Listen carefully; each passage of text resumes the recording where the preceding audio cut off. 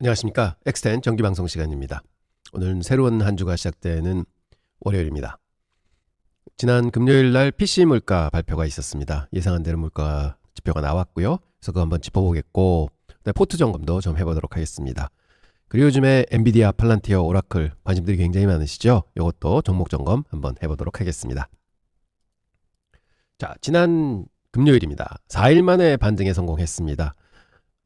우려했던 물가가 시장이 기대했던 만큼의 수치가 나왔고, 그래서 처음에는 좀 흔들리는 모습도 보였지만은 그래도 장 마감까지 줄곧차게 올라가는 모습을 보여줬습니다. 어제 종목들 보면은 다양한 분산돼서 고르게 상승을 했던 어제 하루였고요. 그래서 시장은 좀 안도하는 랠리를 하는 것 같다, 이런 느낌이 났습니다. 그리고 상승 폭도 보면은 그래도 바닥에서 꽤 올렸습니다. 그래서 최근에 고점 대비 저점이 한 2% 정도 빠졌는데, 어제 종가는 그거의 절반을 되돌린 바닥에서 1% 정도 올라온 6643의 S&PX가 끝났습니다. 이런 점 보면 시장은 랠리를 했구나, 그러면 안도를 했다, 그러면 이번 주는 좀 더 기대해 볼 만하지 않는가, 이런 생각을 좀 해봅니다. 그리고 매그니피센트 7 연초 대비해서 7종목들이 이제 모두 플러스로 전환했습니다. 저희가 금요일 날 말씀드렸던 대로 아마존이 마이너스를 유일하게 보려고 있습니다 했는데, 지금 이제 어제 금요일 날 올라서 이제 플러스권으로 접어들었습니다. 그러면 지금부터 이제 레이스를 시작하는데, 과연 12월 말 끝날 때쯤에 이 7선수들은 등수가 어떻게 되어 있을까요? 그리고 이 수익률은 또 어떤 모습을 보이고 있을까? 아마 관심을 가지시고 10월, 11월, 12월 지켜보시면 아마 다양한 결과가 나오지 않을까 싶습니다. 그래서 이런 것도 저희가 중간중간에 종목들 분석하면서 어떤 쪽에 비중을 좀 늘려보시는 게 좋겠습니다 하는 그런 자산 배분 말씀도 좀 드리도록 하겠습니다. 자, 금요일 시장에 힘주기면서 기다리던 최신 인플레이션 보고서 발표가 됐죠. 숫자는 나왔습니다. 시장의 해석은 그 어느 때보다 복잡합니다. 인플레이션이 둔화되고 있다는 안도감은 있지만 여전히 경제가 불안하다는 긴장감이 팽배해 있습니다. 이 숫자 뒤에 숨겨진 진짜 의미가 뭔지 한번 살펴보도록 하겠습니다. 표면적으로는 긍정적인 신호들이 보입니다. 하지만 월스트리트의 전문가들은 왜 여전히 살얼음판을 걷고 있다고 생각하는 걸까요? 자, 첫 번째 단서는 바로 이 숫자 2.9%에 있습니다. 요즘에 말들이 나오죠. 끈적한 인플레이션, 영어로는 스티키 인플레이션이라고 하는데, 이 코어 PC 물가가, 이게 변동성이 큰 식료품 값하고 에너지 값을 제외한 경제의 진짜 체온계와 같은 지표이죠. 근데 시장의 예상을 정확하게 2.9%를 맞췄는데, 왜 자꾸 끈적한 인플레이션이라고 하나 하는 것은, 이 목표가는 페드가 원하는 건 2%대입니다. 하지만 지금 계속해서 근원 인플레이션 데이터는 2.9% 찍고 있죠. 그래서 이 0.9%를 낮춰야 되는데, 이거를 지금 못 낮추고 있는 겁니다. 결국은 마라톤에서 결승선이 저기 보이는데 마지막 1km가 가장 힘들듯이 이 2%까지 가는데 지금 굉장히 힘든 거죠. 자, 그렇다면 무엇이 이 끈적한 인플레이션을 붙잡고 있는 걸까요? 범인은 놀랍게도 바로 소비자였습니다. 8월 개인 소득이 0.4% 늘었는데요. 개인 지출, 개인 소비가 0.6%나 늘었습니다. 이것은 뭐냐? 0.4% 벌고 0.6%를 썼다는 것이죠.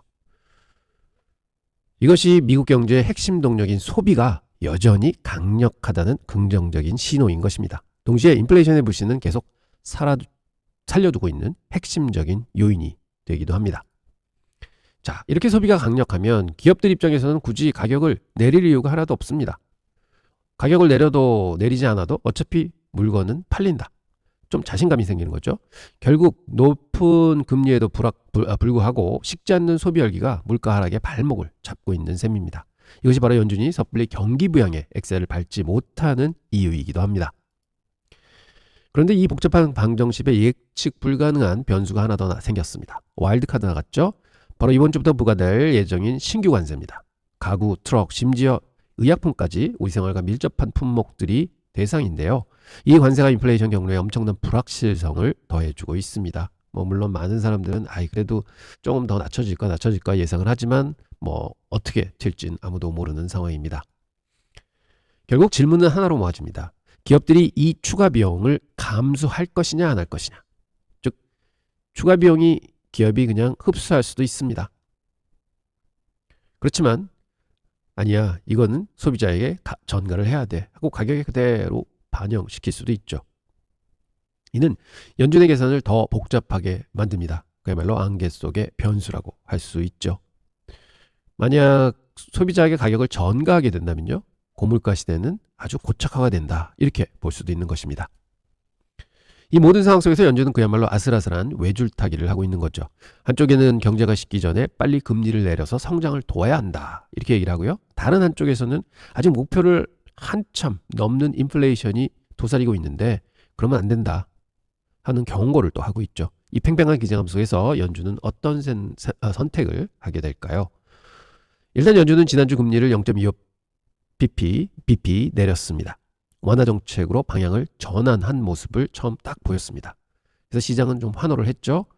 그리고 시장은 연말까지 2번의 추가 인하를 기대하고 있는데, 일단은 10월 달에는 추가 인하할 거다 하는 걸 거의 확실시하고 있지만 12월 결정에 대해서는 아직 불확실성이 많이 존재하고 있습니다.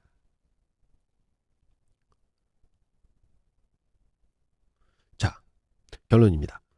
현재 미국 경제는 겉으로 보기에는 안정적인 항해를 하는 것처럼 보입니다. 탄탄한 경제, 소비도 나쁘지 않아, 물가도 잡혀가고 있어, 이렇게 보이지만 그 수면 아래는 끈질긴 물가, 식지 않는 소비, 그리고 관세라는 예측 불가능한 암초들이 도사리고 있는 것이죠. 즉 표면적인 안정성 속 엄청난 불확실성, 이 한 문장으로 지금 상황을 요약할 수가 있습니다. 그러나 주가는 상승 랠리를 이어오고 있습니다. 그리고 또 이어갈 것으로 예상되고 많은 투자자들이 그렇게 인식하고 있는 것 같습니다. 이는 연준이 지금까지 금리 정책을 진짜 잘 운영해 왔다 하는 증거가 되겠죠. 연준이 불안하게 했으면 주가는 많이 흔들렸을 겁니다. 그렇지만 과거 한 6개월 보면 진짜로 탄탄하게 올라왔습니다. 별 큰 어려움도 없었습니다. 지금까지는 아무도 연준에 대해서 비판한 사람이 없습니다. 하지만 오직 한 사람, 트럼프 대통령만 연준을 계속해서 질타하고 있습니다. 푸시하고 있습니다. 참 아이러니한 일입니다. 시장은 연준의 든든한 역할에 믿음을 가지고 있으며 더욱 잘할 것이라고 기대를 하고 있는 것 같습니다. 저도 그렇게 생각을 합니다. 자, 이런 불확실성인 한 시기, 또한 어떻게 보면 안전한 시기라고 느껴지는 많은 투자자들. 그래서 저는 성급한 예측보다는 이제는 데이터에 기반한 신중한 대응이 필요하다, 이렇게 말씀을 드리겠습니다. 앞으로 나올 데이터 하나하나를 심층 분석해서 여러분의 투자 결정에 가장 정확한 나침판이 되어드리겠습니다. 영상이 도움되셨으면 구독과 좋아요, 알림 설정 꼭 눌러주시기 바랍니다. 자, PC 물가 한번 짚어봤습니다. 자, 그리고 요즘에 엔비디아 얘기들이 많습니다. 보시면 엔비디아는 거의 이제 고점에 왔구나, 이렇게 보이는 그림으로도 보입니다. 하지만 저는 엔비디아의 모습을 다시 한번 보면서 이 주식은 우리 포트에는 꼭 일정 부분은 담고 가야 되는 주식이다 하는 생각을 더 많이 해보는 시기입니다. 자, 애널리스트들의 넘버원 픽이죠. 엔비디아를 추천 안 하는 애널리스트들이 없습니다. 그리고 레이팅도 지난 여름에 많이 빠졌다가 다시 한번 크게 올라가고 있고요. 그래서 엔비디아 보면은 애널리스트들이 한 번씩은 꼭 이렇게 걱정을 하는 것 같아요. 그렇지만 다시 이제 위로 올라오고 있습니다. 그리고 보면 이 프라이스 타겟은 진짜로 꾸준히 상승을 해왔습니다. 지금 3년간의 애널리스트들의 평균 프라이스 타겟을 그려놓은 게 이 하얀 선인데요. 진짜 꾸준히 올라오고 있고 최근에 이 또 가파르게 올라오고 있습니다. 그래서 거기를 한번 부딪히고 내려왔는데 결국은 주가가 지금 쉬고 있지만 항상 보면 엔비디아는 쉬었다 올라가고 쉬었다 올라가고 쉬었다 올라가고 굉장히 많이 반복돼 왔습니다. 그래서 이번도 쉬었다가 이제 올라가는 시기가 있을 거고 그게 연말로 갈수록 점점 더 확실해질 것 같다, 이렇게 저는 보고 있습니다. 그래서 애널리스트들도 꼭 포함해야 된다는 주식 엔비디아 한번 정확하게 투자 판단을 해보도록 하겠습니다. 전 세계 기술 산업의 가장 뜨거운 심장이죠. 그리고 데이터 센터와 인공지능 시장을 이끄는 주역 엔비디아입니다. 대한민국 주식 투자 하면은 예전에는 삼성전자, 지금도 삼성전자 그러지만 사실은 요즘에는 하이닉스 생각하는 분들도 많이 계실 것 같습니다. 그 미국 투자를 봐도요, 예전에는 애플과 마이크로소프트는 미국을 대표하는 주식이었습니다. 하지만 이제는 엔비디아가 그 독주를 이어받고 미국 투자 하면은 엔비디아를 꼭 생각하게 됩니다. AI 혁명이라는 거대한 파도의 중심에서 엔비디아는 어떤 기회를 맞고 있으며 우리가 반드시 알아야 할 위험 요소는 또 무엇일까 하는 것을 오늘 살펴보도록 하겠습니다. 엔비디아를 단 한 단어로 표현해라 하면 바로 AI 혁명의 심장이라고 얘기할 수 있겠죠. 이 기업이 어떻게 AI 시대의 최전선에 서게 되었을까요? 많은 전문가들과 투자자들이 AI는 곧 엔비디아라는 공식에 동의하고 있는 이유는 뭘까요? 그 비밀은 바로 엔비디아가 가진 독보적인 기술력하고 생태계의 장악 능력에 있습니다. 지금부터 그 핵심 경쟁력을 하나씩 보겠습니다. 그래서 이래서 엔비디아가 세계 최고구나 하는 걸 보실 수 있을 겁니다. 첫째는 압도적인 GPU 기술입니다. AI 모델을 학습시키고 결과를 추론하는 데 필수적인 GPU 분야에서 엔비디아는 거의 독점하고 있습니다. 즉 GPU는 그래픽 프로세싱 유닛인데요. 굉장히 연상 속도가 빠릅니다.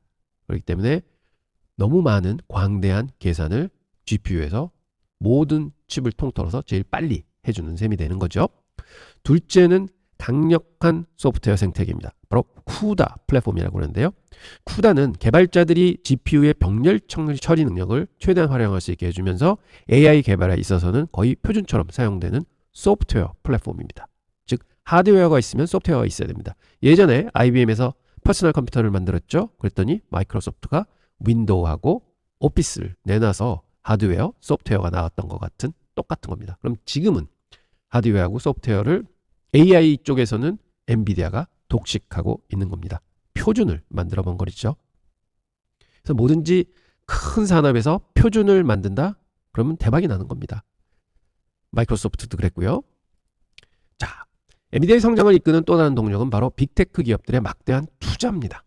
즉 물건을 만들어서 팔려야지 돈을 버는데 그 물건은 누가 사주냐? 그 GPU는 누가 사주냐? 지금 마이크로소프트, 구글, 메타 같은 거대 기업들이 AI 시대에서 뒤처지지 않아서 무작정 투자를 합니다. 수십억 불, 막대한 투자, 전폭적인 투자를 하고 있습니다. 이러한 전폭적인 투자는 곧 엔비디아의 GPU와 기술에 대한 엄청난 수요를 유발시키죠. 엔비디아의 매출을 견인하는 강력한 엔진이라고 볼 수 있습니다. 즉 물건을 파는 GPU를 파는 엔비디아가 시총이 가장 크고요. 그 밑에 있는 시총 큰 사람들이 그 엔비디아의 물건을 마구마구 사주고 있는 형국입니다. 하지만 모든 투자에게 빛과 그림자가 공존합니다. 엔비디아와 역시 마찬가지입니다. 기회 요인은 명확합니다. 빅테크들은 충분한 현금 흐름을 바탕으로, 즉 번 돈입니다. 이게 꾸은 돈도 아니요 증자해서 만든 돈도 합니다. 돈을 너무 많이 벌어서 그 돈 가지고 계속해서 투자를 하는 거죠. 이는 AI 생태계의 지속적인 확장을 의미한다고 할 수 있겠습니다. 그렇지만 반면에 뭐가 있느냐? 위험이 있죠. 일부 기업들의 과도한 지출은 전체 생태계 안정성에 대한 우려를 낳고 있는 상황입니다. 곧 주가의 변동성을 키울 수 있는 거죠. 만약에 빅테크 기업 중 하나가 이제는 우리 투자 다 했습니다. 내년부터는 GPU 매수를 조금 줄일게요. 이런 얘기가 나온다. 그럼 시장은 출렁출렁 할 겁니다. 이런 변동성의 리스크를 가지고 있다. 이렇게 볼 수 있겠습니다. 그래서 이러한 양면성을 우리는 모두 이해하고 있어야 됩니다. 지금 엔비디아나 다른 AI 기업들이 잘 나가는 이유는 계속해서 빅테크 기업들이 AI가 더 커질 거다 하면서 투자를 계속하고 있고, 투자를 하는데 뭐가 집중적이냐? 결국은 GPU 투자가 집중적이다. 그래서 엔비디아가 최선에서 수혜를 다 보면서 발전하고 있다. 이런 그림을 크게 그리시면요, 지금 상황이 정확하게 그려지실 겁니다. 자, 그리고 또 누가 있느냐? 저희 요즘에 테슬라 하면은 일론 머스크 있죠? 엔비디아 하면 젠슨 황이 있습니다. 젠슨 황의 피겨는 점점 더 커져 가고 있는 상황입니다. 그래서 이런 모든 불확실성이 많지만 결국은 투자자들에게 확신을 주는 한 존재죠. 이게 젠슨 황이죠. 그는 가속 컴퓨팅의 선구자이자 생성형 AI의 비전가로 불리고 있습니다. 수많은 회의론 속에서도 새로운 시장을 개척하는 능력을 반복해서 증명해 왔습니다.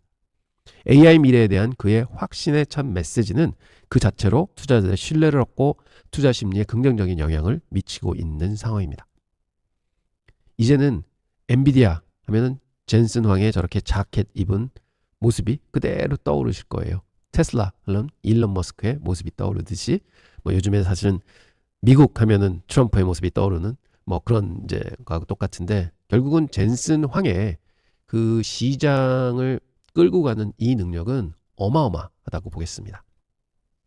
그리고 또한 엔비디아의 미래를 얘기해 주는 건 뭐가 있냐? 하이퍼스케일러들의 야망이 있습니다. 자, 하이퍼스케일러라는 얘기 많이 나오잖아요. 하이퍼스케일러라는 건 뭐냐면 말 그대로 이제 클라우드 서비스를 제공하는 데들이에요. 그러니까 우리가 많이 들어보는 아마존 AWS 있죠? 마이크로소프트 어저 있죠? 구글 GCP 있죠? 애플 있고 오라클 있고 메타도 클라우드 있고요. 알리바바도 있고 IBM도 있습니다. 이렇게 많은 클라우드 서비스 프로바이더들이 있습니다. 그럼 요즘에 다 뭐 클라우드로 이제 올라가서 거기서 이제 컴퓨팅 파워가 등재가 되고 거기서 이제 계산이 되는 거잖아요. AI가 돌아가는 겁니다. 근데 최근에 들어서 특히 오픈 AI가요. 차세대 클라우드 프로바이더, 즉 하이퍼스케일러가 될 잠재력을 점점점 시장에 과시하고 있습니다. 그래서 이들은 대규모 클라우드 인프라를 통해서 엄청난 양의 컴퓨팅 자원을 제공하려고 기획하고 있고요. 죄송합니다. 그 다음에 AI 시대를 주도하고 있습니다. 만약 오픈 AI와 같은 기업들이 멀티조 달러 가치를 인정받게 된다면, 지금 비상장이니까 그렇으면 이제 뭐 상장할지 안 할지 모르겠습니다만, 그러면 그들의 인프라를 책임지는 엔비디아에게는 상상 이상의 이익이 돌아갈 것입니다. 엔비디아 GPU를 또 엄청나게 갖다 쓰겠죠. 그런 클라우드를 만들기 위해서는. 자, 모든 빅테크가 같은 속도로 달리는 것은 아닙니다. 예를 들어 아마존은요, 경쟁사들에 비해서 상대적으로 신중하고 보수적인 투자 전략을 취해왔습니다. 반면 다른 경쟁사들은 매우 공격적인 확장을 했죠. 그렇기 때문에 보면 아마존이 뭐 지난주에도 분석해드렸지만 맥7 주가 중에서 가장 수익률이 낮습니다. 투자 속도가 늦었기 때문에 너는 AI에서 경쟁에서 뒤질 거야 하는 시장의 우려가 그대로 반영이 되는 거죠. 하지만 이러한 각 기업들의 투자 속도 차이는 미래 칩 수요를 예측하는 데 중요한 변수가 되고 있습니다. 만약 아마존 같은 신중한 기업마저 투자를 너무 공격적으로 시작한다? 그러면 엔비디아 칩에 대한 수요는 다시 한번 폭발적으로 증가할 수밖에 없다. 그래서 여러분들도 꼭 엔비디아만 보는 게 아니라 그 주변에 있는 큰 IT 기업들이 투자를 어떻게 하고 있는가, 과연 엔비디아의 저 GPU를 계속 사고 있는가, 또 적게 사고 있는가 하는 것도 같이 분석을 해야 되는 중요한 점입니다. 이런 열광적인 투자를 보면요, 일각에서는 1990년대 후반에 닷컴 버블하고 비슷하다 뭐 이렇게 얘기하는 사람들이 많습니다. 하지만 당시에는요, 수많은 스타트업들이 투기적인 투자 쪽에서 자본을 낭비하고 다 망해갔습니다. 하지만 지금은 다릅니다. 지금은 이 투자는 다 어디서 나오는 건가요? 빅테크 기업들이 그런 천문학적인 돈을 벌어들이면서 그 번 돈으로 투자를 하는 겁니다. 이는 과거와 달리 훨씬 지속 가능한 성장을 기대하게 만드는 중요한 차이점입니다. 그래서 과거의 잣대로 보던 투자자들이 2023년, 24년도만 해도 뭐 이제는 뭐 데이터 센터가 이제 무너질 거야. 이제는 AI들이 공부를 다 했으니까 이제는 뭐 데이터 센터 필요 없어. 뭐 이런 식으로 해서 자꾸 기대가 꺾이다가 그게 아니네. 그게 아니네. 하면서 지금 새로운 시대로 점점 이제 다가오고 있지 않습니까? 그래서 이런 것들이 과거에만 집착하지 말고 우리는 진짜로 지금 그때와 지금이 뭐가 다른가 하는 것을 보시면서 미래를 봐야 된다 하는 거 다시 한번 말씀드립니다. 결론적으로 엔비디아는 강력하고 변혁적인 추세의 한가운데에 서 있습니다. AI는 단순히 유행이 아닙니다. 의료, 자율주행, 로봇, 생산성 소프트웨어 등 우리 삶의 모든 영역과 아주 직결되어 있는 거대한 변화입니다. 이제 질문은요, AI 혁명이 올 것인가 아닌가, 이게 끝날 것인가, 이런 얘기가 아니라 그 장기적인 비전이 앞으로 어떻게 그리고 얼마나 빨리 현실화될 것인가, 어떤 현실이 우리한테 다가올 것인가 하는 것을 고민할 때입니다. 그리고 엔비디아는 그 질문에 가장 유력한 해답을 가지고 있는 장본인인 것입니다. 그렇다면 우리 투자자들은 어떤 관점을 가져야 할까요? 첫째, 엔비디아는요, 장기적인 비전에 집중하셔야 됩니다. 하루하루, 일주일의 주가 변동은 필요가 없습니다. AI가 세상을 바꾸는 큰 그림을 현실화돼가는 과정을 쭉 보시면서 멀리 보셔야 합니다. 그리고 둘째, 투자는 꼭 엔비디아만 전부 하시는 게 아니라 분산을 하셔야 됩니다. AI도요, 엔비디아 같은 칩 만드는 회사가 있지만 소프트웨어 회사도 있고 플랫폼도 있고 네트워크도 있고 뭐 보안도 있고 너무나 많이 있습니다. 그래서 그런데 AI 발전과 같이 할 수 있는 그런 사람의 분산 투자는 꼭 하셔야 된다 하고, 위험 관리, 아무래도 중간에는 굉장히 큰 변동성이 존재합니다. 그래서 이건 뭐 손절매를 잘하셔라가 아니라 결국은 분산 투자를 통해서 위험 관리도 하고 제때 좀 더 사주시고 그래서 좀 올라오면 좀 팔아주시고 하는 트레이딩이 같이 복합된 그런 위험 관리가 필수적이다. 이렇게 말씀드리겠습니다. 항상 신중한 분석을 바탕으로 장기적인 관점에서 투자 결정을 내려주시기 바랍니다. 포트 필수 종목, 저는 엔비디아입니다. AI가 만들어갈 세상의 변화, 그리고 엔비디아는 그 변화의 중심에 서 있을 겁니다. 오늘 엔비디아 주식 분석이 여러분의 투자 결정에 좋은 길잡이가 되기를 바랍니다. 저는 엔비디아는 이제 앞으로 10년 동안은 꼭 제 포트에 가져가는 종목으로 자리매김할 겁니다. 영상 유익하셨다면 구독과 좋아요 꼭 부탁드립니다. 자, 이제 팔란티어입니다. 우리나라 분들 굉장히 좋아하시고 그리고 참 다행인 거는 고생도 많이 하셨지만 그래도 지금 거의 최고치에 와 있으니 많은 분들이 수익을 보셨을 겁니다. 그리고 아마 비싸게 좀 사셨던 분들도 지금은 수익을 보셨을 겁니다. 그래서 그런 좀 기쁜 마음에서 한번 주식을 바라보도록 하겠습니다. 과연 팔란티어는 갈 수 있을까? 근데 시장에 너무 얘기들이 많죠. 애널리스트들의 의견을 주가가 훌쩍 넘었습니다. 근데 보면요, 최근 들어와서는요, 애널리스트들의 의견보다 주식이 훨씬 빨리 앞서갑니다. 그래서 자꾸 고평가 논란이 나오는 것도 여기 있지만 보면 예전에는 최고치가 20불이었어요. 그게 3년 전입니다, 불과. 근데 지금은 215불까지 올라와 있습니다. 10배가 그 애널리스트의 제일 높은 애널리스트가 이제 찍은 가격이죠. 이제 증가했습니다. 그리고 보면 아직도 보면 최근에 들어서는 애널리스트의 의견들이 계속 좋은 쪽으로 이제 바뀌고 있습니다. 그래서 이제 애널리스트도 조금은 마음을 바꾸기 시작하지 않는가 이렇게 볼 수 있는데요. 전 세계 투자자들의 뜨거운 관심을 받고 있는 기업이죠. 팔란티어를 심층 분석해 보도록 하겠습니다. 특히 오늘 영상에서는요. 매일같이 변하는 단기적인 주가 흐름 말고 시장의 소음에서 좀 벗어나서 기업의 본질 그리고 장기적인 성장 가능성이라는 관점에서 팔란티어를 바라보도록 하겠습니다. 그 핵심적인 인사이트를 여러분과 공유하고자 합니다. 영상 끝까지 보시면은요. 팔란티어 투자의 큰 그림을 그리실 수 있을 것 같습니다.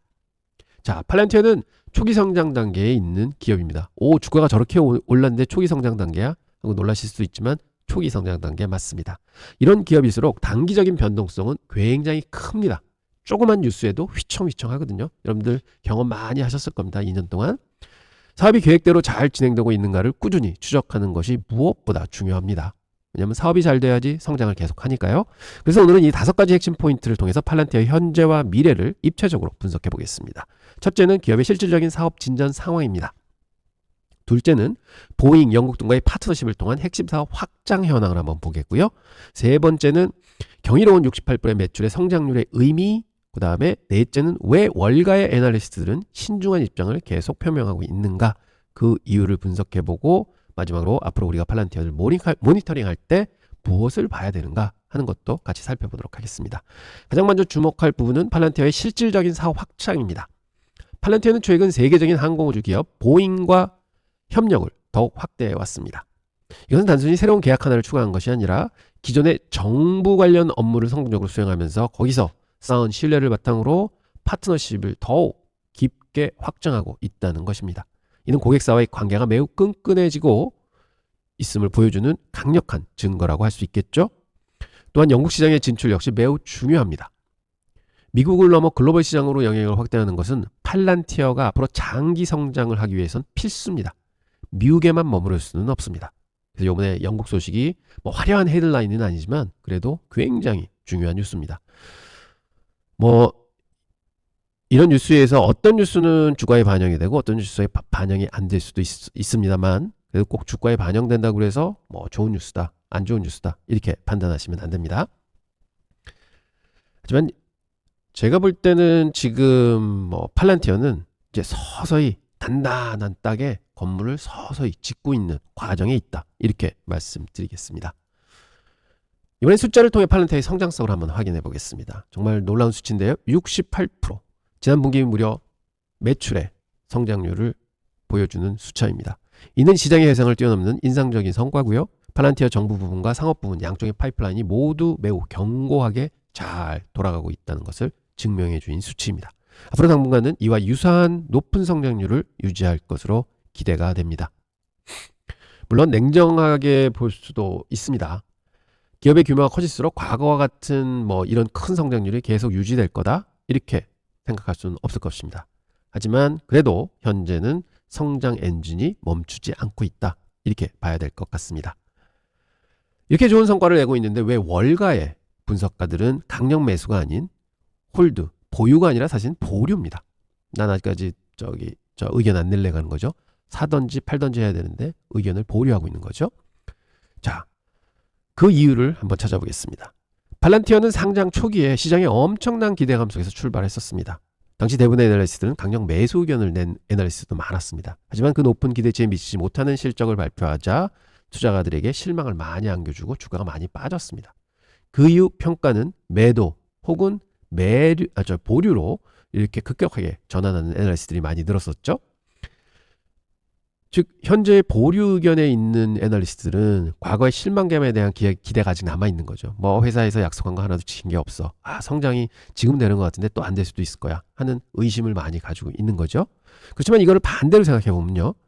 만약에 팔란티어가 앞으로 지금처럼 꾸준하게 성장세를 이어가고 뭐 해외 확장이라든지 또 인더스트리 확장 같은 게 자꾸 이루어진다. 모멘텀을 탄다. 그러면 이런 보류를 하고 있는 애널리스트들이 매수로 조정될 수밖에 없을 것 같습니다. 그러면 애널리스트들의 관점이 많이 바뀌게 되는 거죠. 그럼 이게 또한 기관 투자가들의 자금을 끌어들이고 그다음에 개인 투자가들의 자금을 끌어들일 것입니다. 그래서 이게 어떻게 보면 지금은 안 좋지만 앞으로를 향한 굉장히 좋은 카드가 아니냐 이렇게 저는 보고 있습니다. 상승 촉매자가 될 수 있는 거죠. 그렇다면 앞으로 우리가 가장 주목해야 할 이벤트는 뭘까요? 11월 초에 있는 실적 발표입니다. 이번 실적 발표는 팔란티어의 장기 투자 논리가 여전히 유효한지를 확인할 수 있는 매우 중요한 분기점이 될 것입니다. 만약 이번에 견고한 계약 활동하고 성경적인 국제 확장을 바탕으로 해서 시장의 기대를 뛰어넘는 실적을 발표를 한다. 팔란티어의 장기 투자 스토리는 좋구나 하는 게 생각되고 더 힘을 얻어갈 것입니다. 하지만 반대의 경우 시장은 다시 신중한 태도로 돌아설 수 있으며 주가가 심하게 변동성으로 시달릴 수도 있을 것 같습니다. 현재 애널리스트들의 평균 목표 주가는 현재 주가보다 다소 낮은 수준에 놓여 있죠. 아까 보셨지만 이번 실적 발표가 이 간극을 메울 수 있는지 없는지 지켜보는 것이 핵심 관전 포인트라고 하겠습니다. 앞으로 팔란티어 투자를 지속하면서 반드시 확인해야 할 3가지 핵심 체크리스트를 정리해 드리겠습니다. 이 3가지만 꾸준히 추적하셔도 성공적인 투자를 이어가실 수 있을 것 같습니다. 첫째는 기존 대형 고객사들이 계약을 갱신하고 있으며 더 나아가 서비스를 범위를 확장하느냐, 즉 기존의 서비스를 쓰고 있는 사람들이 그걸 더 많이 쓰느냐 하는 걸 꼭 보셔야 되고요. 팔란티어 플랫폼에 대한 고객들의 이제 만족도, 신뢰도 뭐 이런 거겠죠. 둘째, 영국 같은 신규 시장, 여기서 의미 있는 매출이 진짜로 나타나느냐 하는 것도 심도 있게 살펴보셔야 합니다. 이 회사의 성장성이 미국만에서 성장되기는 이게 답이 아닙니다. 그래서 해외로 자꾸 퍼져 나가야 된다 하는 거죠. 세 번째는 정부와 상업 부분 매출의 균형입니다. 기존에는 정부에서 확실한 이제 자리매김을 했고 이제는 적구 상업 부분으로 넘어오고 있습니다. 그래서 이게 균형적인 발전이 이루어져야 된다 하는 거는 꼭 체크하셔야 됩니다. 너무 한쪽에만 치우치면 안 된다 하는 거를 말씀을 드리겠습니다. 이 3가지 질문에 계속해서 예스라는 대답이 나오게 되면 여러분의 투자는 올바른 방향으로 가고 있는 것입니다. 자, 오늘 분석을 마무리해 보겠습니다. 팔란티어의 장기적인 주가 방향은 결국 이 3가지 요소에 의해 결정이 될 것입니다. 첫째는 실행력입니다. 맺은 계약을 완벽하게 이행하고 그것을 바탕으로 더 큰 사업을 확장하는 실행력을 계속하고 있느냐 하는 거고요. 둘째는 지속적인 고성장이죠. 최근 분기에서 보여준 높은 성장률을 앞으로도 계속 유지하고 더 높여간다? 그러면 주가는 어마어마하게 오를 겁니다. 그리고 마지막, 애널리스트의 시각의 변화입니다. 아까도 말씀드렸지만 위에 2가지가 지켜지고 계속 간다 그러면 애널리스트의 관점은 바뀔 수밖에 없다. 그러면 거기서 폭발적인 한 번에 더 상승이 나올 수도 있다. 이렇게 기대할 수 있을 것 같습니다. 꾸준한 성과를 통해서 시장의 의심을 확신으로 바꾸는 순간 주가는 새로운 차원으로 한번 훅 올랐을 거다. 저는 이렇게 기대하고 싶습니다. 여러분들이 앞으로 요 3가지 관점을 중심으로 해서 좀 팔란티어를 봐주신다면 팔란티어의 미래가 훨씬 재미있게 느껴지지 않으실까 이렇게 생각해 봅니다. 오늘 준비한 팔란티어 심층 분석은 여기까지입니다. 여러분의 성공적인 투자를 진심으로 응원하고요. 영상이 도움이 되셨다면 채널 성장에 큰 힘이 되는 구독과 좋아요 꼭 눌러주시기 바랍니다.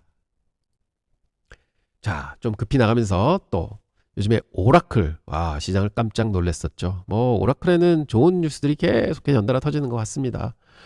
9월달 보면은 사실은 초 시작해서부터 고점까지 54%를 그대로 급등하고 그 고점 대비해서 지금 한 20% 정도, 한 18% 정도 밀려 있는 상황입니다.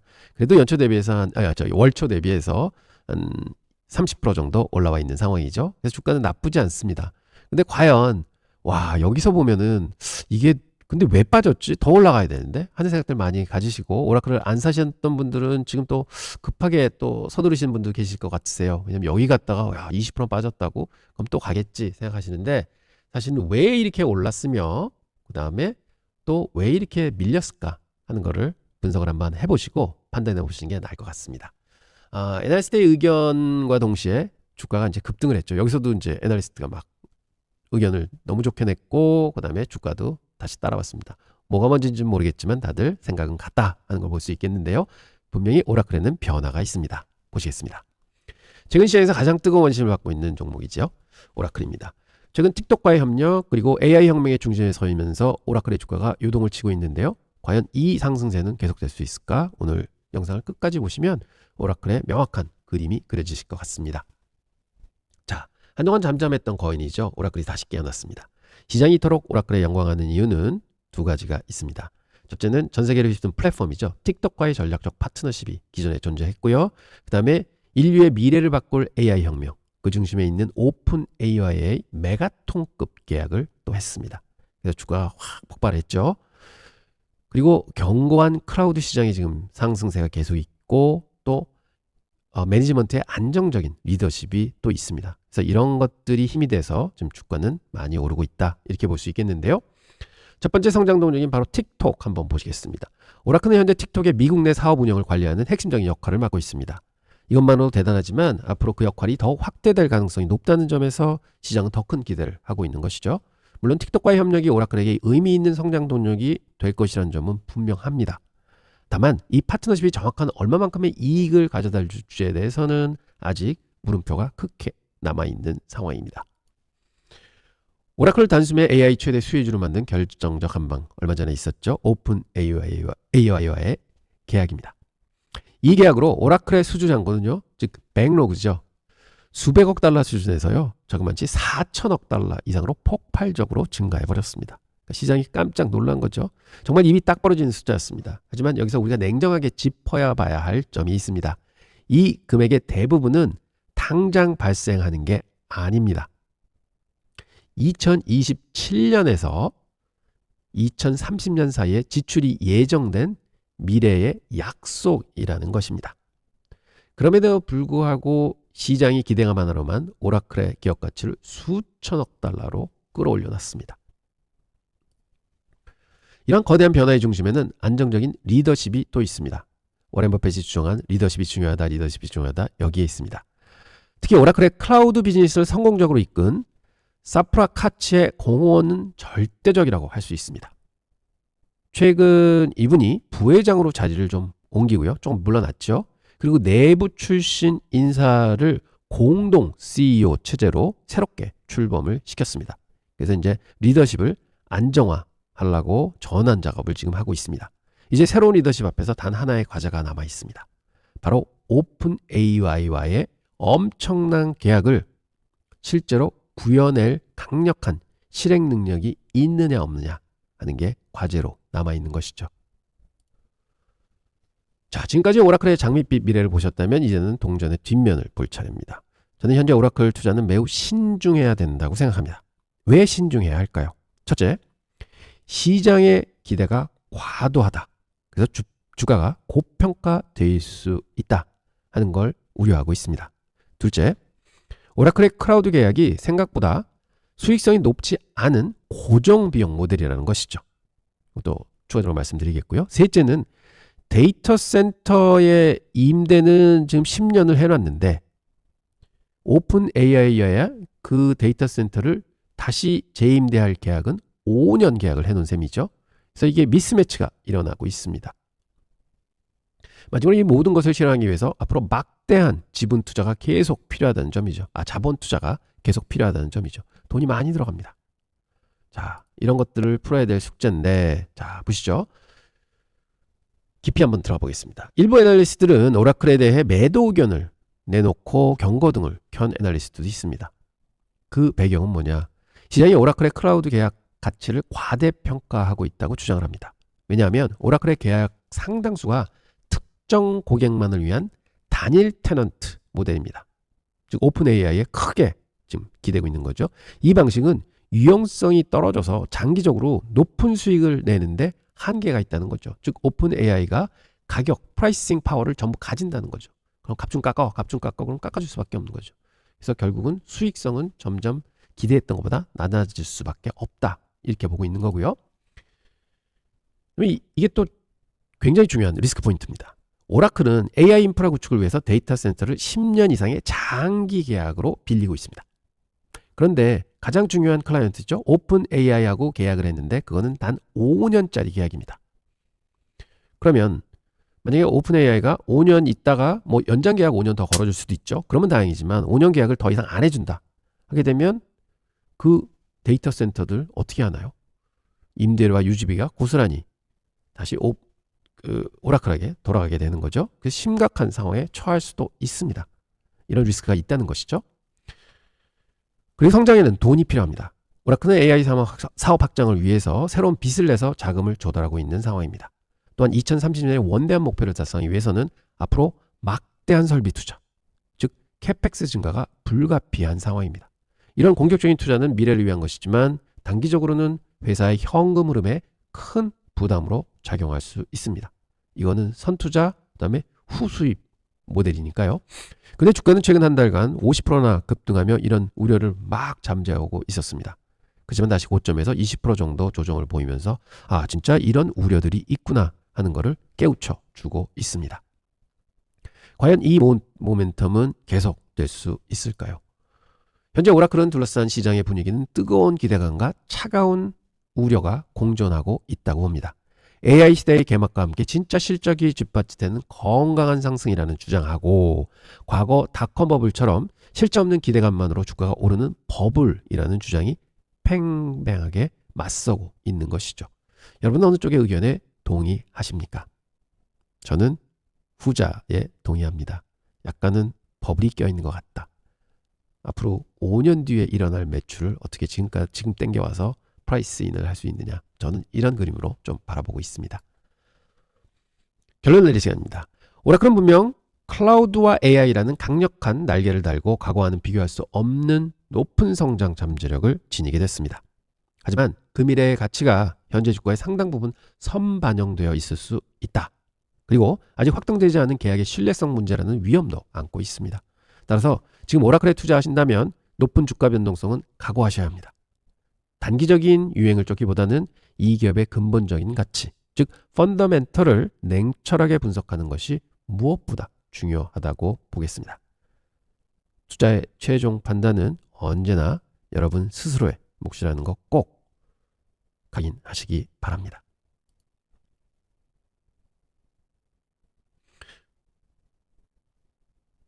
죄송합니다. 이게 자꾸 막 넘어가세요.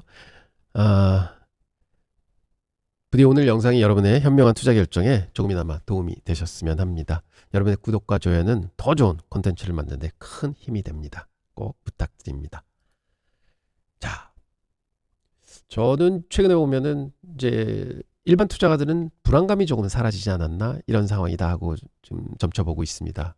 왜냐하면 이게 개인 투자자들 심리 분석한 이제 자료인데 9월 24일 즉 금리 인하가 발표된 날에 집계한 겁니다. 보시면 그 전에 49.5%가 던 그 앞으로 6개월 뒤에는 베어마켓이 될 거야 하고 생각했던 사람들이 전부 39.2%로 줄어들었고요. 상승을 베팅하는 사람들은 41.7% 그대로 유지가 됩니다. 그래서 불안한 감정은 조금 더 뒤로 물러났다 이렇게 볼 수 있고요.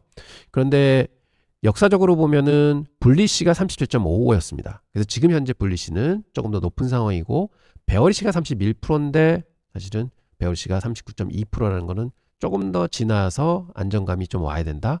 그래서 저는 지금 시장을 굉장히 좋게 보는 게, 이게 만약 이 밑에 내려갔다면 이게 좀 더 불리시가 늘어나겠죠. 그다음에 이거는 굉장히 과열 장세가 아닌가 하는데, 지금은 굉장히 안정적으로 시장은 올라가는가, 연말 시장을 기대하는 이런 안정적인 상황 아닌가, 이렇게 보고 있습니다.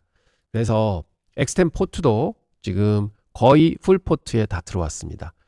금요일에도 포지션을 늘려서 현재는 현금이 17% 있는데, 요거는 뭐냐, 저희가 그 스윙 매매 들어가 있잖아요. 두 종목, 거기에 한 10% 정도 현금을 더 들어갈 거 5%, 그래서 15% 정도 더 들어갈 현금을 마련해 놓고 현재 나머지 재원은 전부 주식으로 들어가 있는 상황입니다. 그래서 보시면 지금 현재 13.34% 나오고 있고, 3일 빠졌는데 이제 좀 올라왔습니다. 그리고 S&P 500은 12.67, 저희가 한 1.7% 앞서가고 있습니다. 자, 저희 포트 보유 종목 비중 보시면 18종목 가지고 있고요. 비중은 여기 이렇게 써 있습니다. 여러분 이제 뭐 이거 이제 보시는 분 많으신 것 같은데, 그래도 요 비중 한번 확인해 주시고요. 저희 종목은 이제 홀딩 밸류는 10만 불을 가정하고 저희들이 이게 이제 운영을 하는 거죠. 그래서 쭉 이런 별로 US 달러 비율로 돼 있다. 지금 손익은 이렇게 달러로 표시가 되고 있다. 알로케이션 퍼센테지 여기 또 나와 있습니다. 자, 이렇게 돼 있고요. 그다음에 지금까지의 운영 손익을 분석해 보겠습니다. 저도 이제 이걸 가끔 하는 이유가 뭐냐? 저희가 바라는 건 뭐냐? 승률은 55% 이상 돼야 된다. 그다음에 프로핏 팩터, 즉 터지고 버는 거의 비율은 1대2는 넘어야 된다 하는 걸 저는 항상 목표로 하고 있습니다. 장이 좋을 때나 안 좋을 때나. 좋을 때는 승률이 높아지겠죠. 지금 저희가 여태까지 6월서부터 6, 7, 8, 9, 4개월 동안 22종목에 투자를 했고요. 지금 현재는 18종목을 가지고 있습니다. 즉 4종목은 완전히 포지션에는 이제 없어진 상황이죠. 그래서 그런 평가 손실하고 실현 손실을 다 합쳐서 달러로 쭉 전부 환산을 했습니다. 그랬더니 현재 16개가 수익을 내고 있고요. 6개가 손실을 내고 있습니다. 그래서 비율은, 승률은 72%다. 그래서 저는 굉장히 만족하는 승률입니다. 그래서 한 58% 넘어가면 저는 좋겠다, 55% 넘어가면 좋겠다 이렇게 생각하는데, 지금 71%입니다. 굉장한 승률이고요. 그 다음에 이제 프로핏 팩터, 평균 수익 계산해 봐야 됩니다. 그럼 평균 수익은 이거를 전부 다 더해서 요 16으로 나눠주면 됩니다. 그러면 한 종목당 평균적으로 1021불의 수익을 내고 있는 거고요. 손실은 여기 손실 나고 있는 돈 있잖아요. 요거 다 합쳐서 나누기 6을 해주면 6개니까 나옵니다. 218불 손실 보고 있습니다. 평균적으로. 그래서 손익비는 1021 나누기 218 하면 4.68배가 나옵니다. 이거는 어마어마한 손익비입니다. 지금 시장이 올라서 그렇게 되는 거죠. 자, 그러면 지금 현재는 우리가 바라던 시스템 틀대로 가고 있다, 이렇게 평가할 수 있겠습니다. 그래서 가끔은 여러분들도 이런 식으로 한번 분석을 해보시게 되면, 내가 목표하는 건 뭐냐, 제가 말씀드렸듯이 저는 개인적으로는 58% 이상, 그 다음에 손익비는 1대2 이상, 이렇게 목표하고 있습니다. 그래서 여러분들 그 목표를 정해 놓으시고, 이게 실제로 지금 그런 과정을 답습하고 있는지 이렇게 한번 분석해 보시면 포트폴리오 운영에 도움이 많이 되실 것 같습니다. 자, 오늘 부분은 끝났는데요. 저희가 사실은 한 달 정도 준비를 해온 건데, 저희 삼성증권의 자문 플랫폼에 저희가 입점을 해 있습니다. 그래서 지금 한 5년째 같이 삼성증권하고 공식 파트너로서 일을 하고 있습니다. 그래서 자문 상품들을 하고 있고, 1임 상품도 저희가 운영을 하고 있습니다. 그래서 삼성증권에서는 한때는 자문사들 중에서는 그 자문 자산이 가장 많았던 그런 회사로 상도 받고 그랬었는데요. 저희 삼성증권에서는 잘 하고 있습니다. 근데 요번에 저희가 인벡스 WMC 어드바이저라고 새로운 상품군을 론칭을 합니다. 그래서 요거는 지금 업계에 나와 있지 않는 특별한 상품인데요. 여러 가지 이제 상품군이 들어갈 텐데, 초기 상품, 베이직 상품을 저희가 처음 출시할 건데요. 요거는 저희가 생각할 때는 한 38분에 한정할 거고요. 그 다음에 이거는 뭐냐, 1대1 컨설팅, 클리닉, 상담, 뭐 이런 이제 상품입니다. 그래서 요거는 아마 내일 공식 발표할 것 같고요. 지금 삼성에서는 지금 어프로블 단계를 이제 마지막 단계를 이제 거치고 있습니다. 그래서 그게 공식화되면 이제 고객분들은 삼성 모바일로 가셔가지고 거기서 자문 플랫폼을 선택하셔서 저희 회사 WMC 베이직 상품을 이제 클릭해 주시고 거기서 이제 서비스를 이제 받으실 수 있도록 하는 이제 그런 절차를 이제 거치실 수 있습니다. 그래서 그거는 조만간 저희 세팅이 다 완료하면 이제 말씀을 드릴 거고요. 그래서 요 상품은 여러분들이 미국 투자를 앞으로 하시는데 많은 도움을 드릴 수 있는 그런 그 어드바이저리, 그 자문 서비스입니다. 이제 프로 서비스라고 봐주시면 되고, 뭐 여러 개 다양한 것들이 나올 테고, 저희들이 구상하는 거는 브론즈, 실버, 골드 이런 패키지로 구성을 해서 좀 추진을 할까. 그래서 이거는 약간 장기 프로젝트입니다. 뭐 지금 당장 다 공식적으로 내오는 게 아니라 저는 첫 단계에는 베이직 상품을 내놓고 좀 투자분들과 호흡을 하면서 그 베이직 상품을 거치신 분들이 브론즈로 가고 실버로 가고 골드로 갈 수 있는 그런 이제 좀 프로세스를 만들어 가려고 합니다. 그래서 앞으로 자세한 말씀 올리도록 하겠습니다.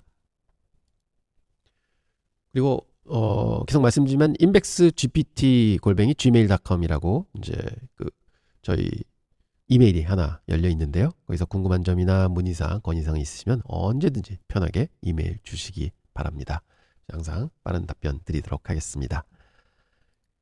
그리고 항상 말씀드리지만 저희가 지금 하는 프로젝트, 이게 큰 백두산 프로젝트라는 그 명명하에 저희가 운영을 하고 있습니다. X10 10년에 10배를 번다. 그러면 말씀드렸듯이 10 곱하기 10 하면 100이 됩니다. 그래서 100까지 두근거리며 산다. 백두산 프로젝트 저희가 서서히 이제 시작을 하고 그다음에 한 10년 뒤에 완료가 됐을 때 모든 분들이 원하시는 100에 도달할 수 있도록 저희가 열심히 하려 합니다. 그런데 이런 과정은 많은 유튜브 채널들이나 뭐 많은 사이트들이 보면 스탁 피킹, 즉 이 주식 좋아요, 저 주식 좋아요 하는 피킹을 하는 이제 영상들이 많이 있습니다. 물론 그거 중요합니다. 좋은 주식을 발견을 해야 되죠. 근데 중요한 거는 뭐냐? 좋은 주식을 어떻게 사고 어떻게 관리하고 그리고 어떻게 수익으로 전환하느냐. 근데 그 좋은 주식이 하나뿐만 아니잖아요. 어쩔 때는 10개가 될 수도 있고 20개가 될 수도 있고 어쩔 때는 진짜 한 개밖에 없을 수도 있습니다. 어쩔 때는 하나도 없을 수도 있습니다. 그래서 저희는 사실은 어떤 재료를 막 말씀드리는 게 아니라 그러한 재료를 갖다가 어떻게 요리를 해서 궁극적으로는 재료를 산다는 거는 음식의 재료를 사는 거는 맛있게 영양가 가득하게 드시기 위한 거잖아요. 그래서 그 음식을 만드는 거를 표방하는 채널이지 뭐 이거 좋아요 저거 좋아요 저거 좋습니다 지금 빨리 사십시오 이거 사셨다가 이렇게 파십시오 하는 채널이 아니라는 거 다시 한번 말씀드리고요. 저 점점 이렇게 말씀드리는 이유는 뭐 댓글 이렇게 적어주시는 분들 보면은 저희가 뭐 스탁 피킹을 하는 사이트처럼 이제 보시고 뭐 이 주식은 안 좋아요 저 주식은 좋아요 뭐 이거 어떻게 됐습니다 그렇게 이제 댓글을 달아주시는 분들이 많으세요. 근데 그거는 저희 채널이 표방하는 그런 점은 아니다 하는 거 인식해 주시고, 물론 저희 좋은 주식 많이 이제 설명드립니다. 근데 저희가 설명드릴 때는 항상 근거가 있고 근거에 의해서 설명을 드리고 그다음에 궁극적으로는 큰 포트 안에 꼭 들어갈 만한 종목들을 이제 드리고요. 그다음에 저희가 가끔은 종목 점검 해드립니다. 그거는 어떤 종목이냐, 시장에 갑자기 크게 곽강을 만든다든지 혹은 턴어라운드 하는 기업이 생긴다든지 뭐 이런 기업들은 저희가 그때그때 또 여러분들이 그 뉴스를 보시면서 기존에 가지고 있는 종목들의 또 그런 뉴스가 도움이 될 때가 많습니다. 그래서 그런 목적으로 저희가 드리는 거지 뭐 이 주식 좋습니다 저 주식 좋습니다 이것 찌르고 저것 찌르고 하는 채널은 아니다 이렇게 말씀드립니다. 오늘도 장시간 고생 많으셨습니다. 내일은 더 좋은 컨텐츠 가지고 여러분들께 인사드리도록 하겠습니다. 감사합니다.